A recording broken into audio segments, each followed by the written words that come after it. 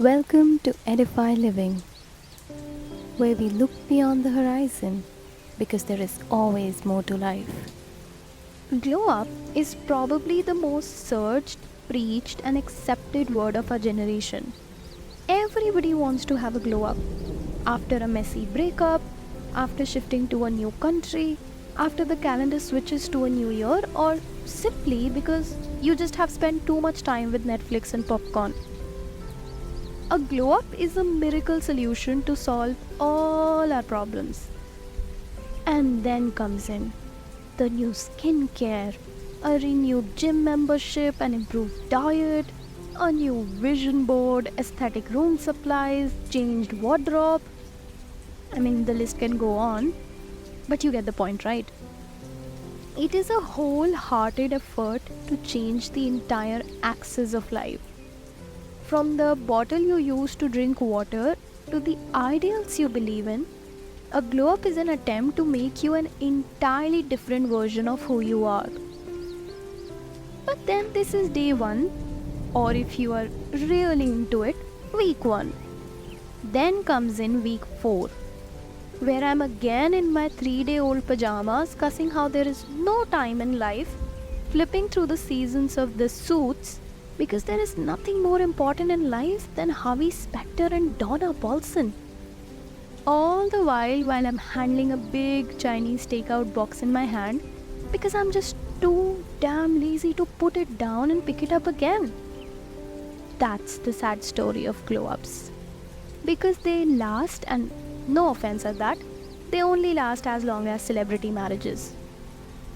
But jokes apart, it is much easier to have one strike of motivation on a random Tuesday and then actually living on those life-changing decisions. For example, I love to buy new skincare. I am literally obsessed with those little bottles, the beautiful colors, the new fragrances. It's a whole aesthetic to have it. But then it is that consistency never lines up. There is always a day 1 in my skincare, but there is never a day 18 or a day 19 or a day 20. Which brings me to today's topic of conversation. What does real glow up actually look like? The attempt is to break down the process of glow up into real practice, then on a Pinterest board, and how it is actually possible for one to inculcate in your brand new year. And the disclaimer is, I won't talk about elaborate timetables, extreme diets, and sleeping schedules. Neither I'm going to discuss my serum and exfoliator with you. Instead, I'm going to talk about those real changes you can definitely make in your life to edify this 2024. So in short, today's podcast attempts not to make you look like a runway model all of a sudden, but actually try making you human inside and out. So let's get into it. Now, a lot of times we confuse self-care with doing things that we think make us happy. Or, putting it in simpler terms, we trick our minds into believing that these are the right things to do in the name of self-care. But that's when your brain actually begins perceiving these activities more like a task than something you should be looking forward to. Now, a lot of people say this, but hearing supermodel affirmations on Instagram aren't affirming anything to you. Or just because there is something called as aesthetic journaling in the world now, it doesn't mean that it is a requirement for you to do it. Like, I am a very consistent journaler. I have been journaling since I was a little kid, probably 7 years or 8 years old. And that was before Instagram started promoting aesthetic journaling like a global cause. Before influencing and content creation were even a thing. So, it's not a point that you have to keep 3 to 4 journals and make them look like a Vogue magazine from inside out. Because that's simply unrealistic. My journals from inside look like a child's leave application written by him, faking not going to school because of a fake stomachache. That's what they look like, ants running on paper. And sometimes there are days they even beat the Pinterest notes taking hacks because they're so damn well managed. But those are very rare days, and I'm very honest about it because I'm not making myself feel guilty if I scribble on some days instead of meticulously writing down, or I do not journal for a few days.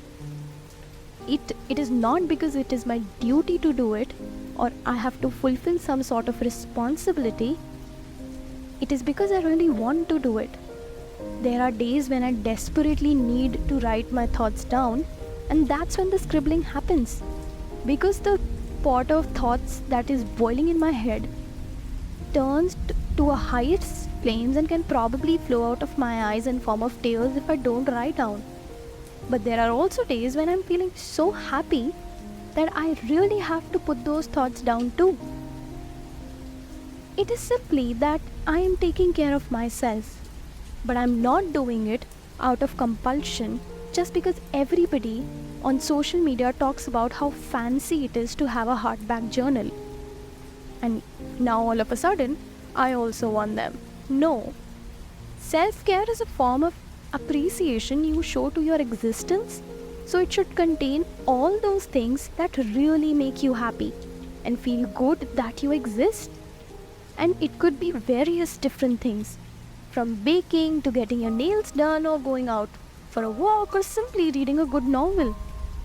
It has to be different, everybody.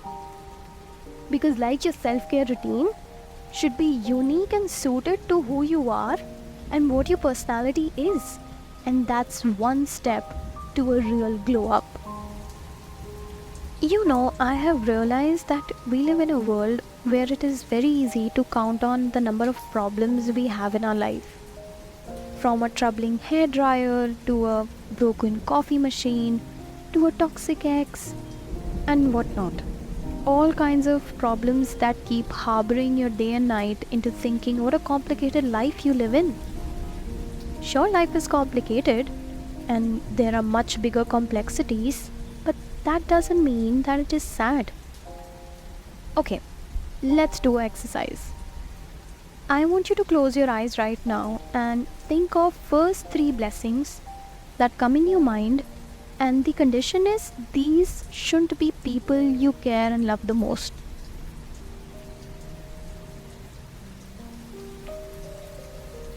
Did you think?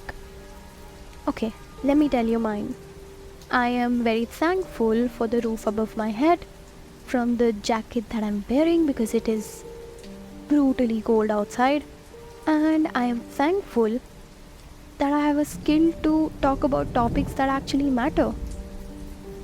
So, you were obsessing over a spill of coffee on your shirt the entire day, or you could have been focusing on the fact that you're actually blessed enough to have a cup of coffee brewed to perfection each day, because that's just other way to look at it.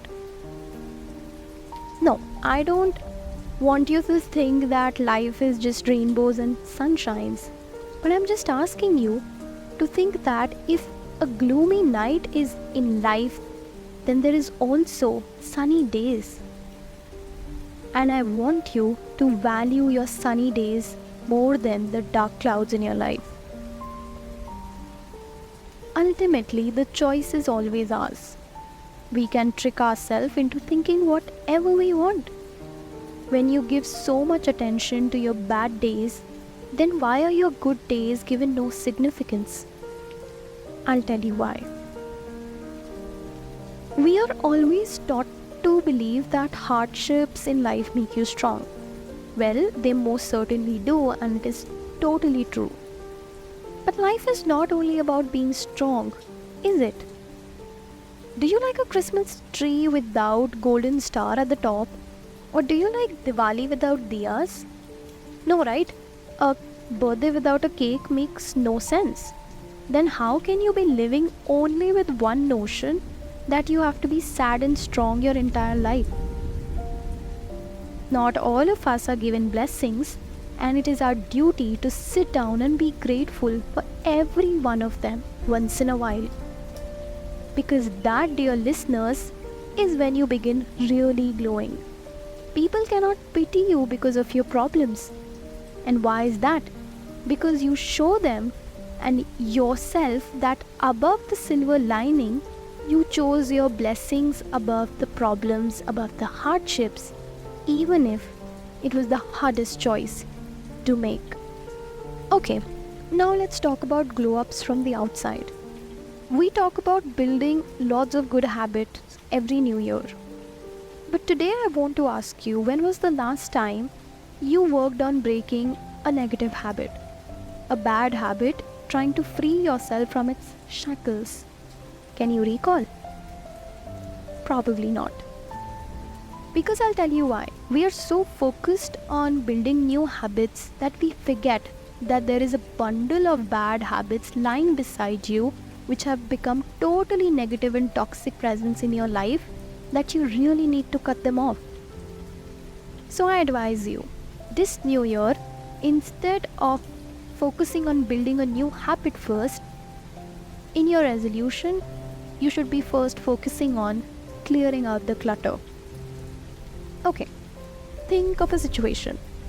Your best friend recently got in a relationship, and the guy she is dating now is not a red flag, but his entire existence is red. You get it, right? What do?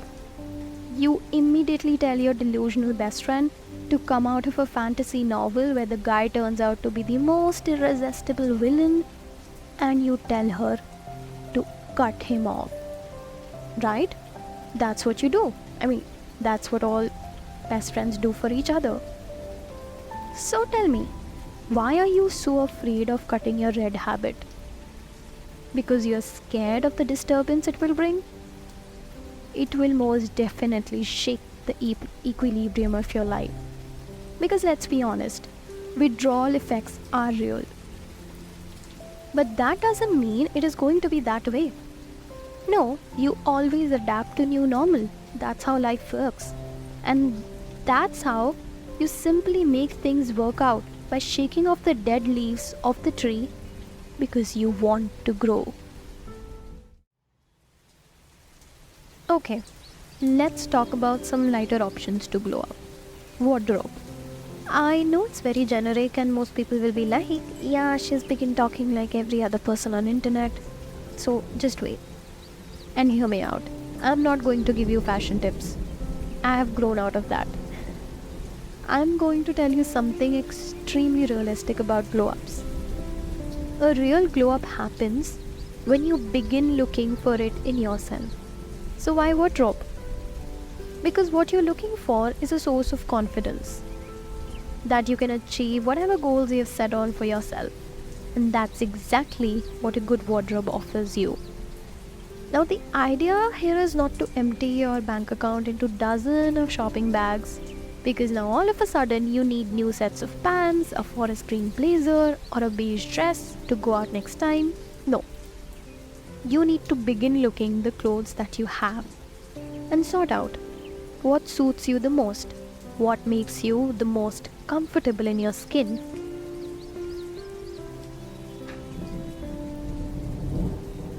A hoodie from 4 years can most definitely fit you in size. But does it fit you in personality? A plain black cardigan does fit you in size and do make you feel that you're ready to conquer the world. That's what an upgrade looks like. Now the clothes of your choice can be street style or extremely classic, but that's not the point here. You need to feel that you are ready to take on your goals and achieve them the moment you put that shirt on. When that feeling strikes, you are ready to move forward to better, secured, and most definitely a confident version of yourself next time you step out of the house. Glow ups are what make you a better person, but there is no definition to being a better person. There are no set measures to check if you tick all the boxes or not. It's about being what you can be, or just that you simply need a push. You stand almost ready to dive during scuba diving, but you're nervous, and then suddenly you pushed in the water. And then you come out with one of the best experiences of your life. Glow ups are exactly that push. Life is a simple equation where the only variable is the choices we make. You can choose a step forward or you can choose to stay where you are. But that choice is entirely yours because this is your life and you got to live it on your own terms. Well, that'll be all from my side. Now it's your time to write down your review about the podcast. A feedback always lights up our day. Thank you for tuning in. I'm your host, Priyal, and I will see you next Sunday. Till then, live edified, live to fullest. I hope you found today's podcast useful in some way. Thank you.